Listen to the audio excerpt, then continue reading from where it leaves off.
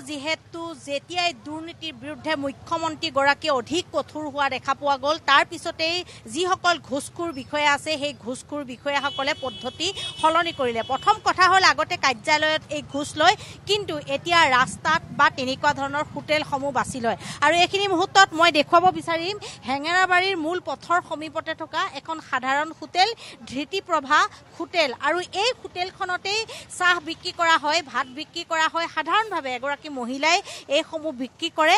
আৰু ইয়াতে আজি দিনৰ ভাগত যিগৰাকী অভিযন্তা জয়ন্ত গোস্বামী তেওঁ আন এগৰাকীৰ সৈতে ইয়ালৈ আহিছিল আৰু তেওঁ শীতল পানীয় খাইছিল আৰু তাৰ পিছতে 20,000 টকা উৎকোচ লৈছিল। আৰু উৎকোচ দিছিল আন এগৰাকী ব্যক্তিয়ে যিগৰাকীৰ পৰা তেওঁ বিল পাছ কৰি দিয়াৰ নামত তেওঁ উৎকোচ লৈছিল। আৰু কৰ্মসূত্ৰে যিহেতু জয়ন্ত গোস্বামী লখিমপুৰত থাকে, তেওঁ কিন্তু লখিমপুৰৰ কাৰ্যালয়ত এইসমূহ পইচা লোৱা নাছিল, পইচা আহি ইয়াত লৈছিল। আৰু এই যে দেখিছে হোটেলখন, এই হোটেলখনৰ পৰা কিছু নিলগতে আছে যিহেতু জয়ন্ত গোস্বামীৰ বাসগৃহ।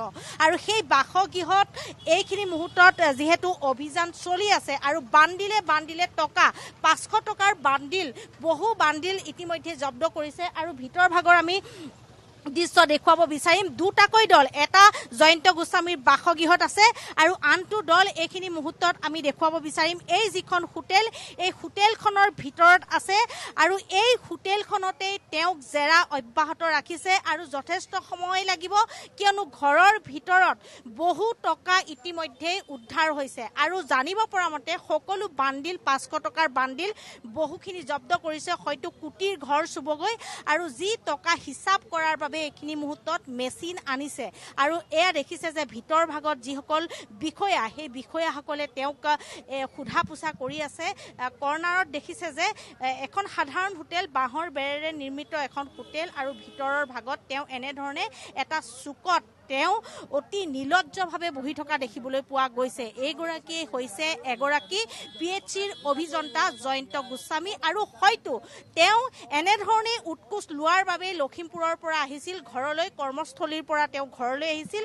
আৰু এনেধৰণে আজি দিনৰ ভাগতে যি টকা লৈছিল 20,000 টকা, সেই 20,000 টকা লৈ হাতে লোতে ধৰা পৰিলে।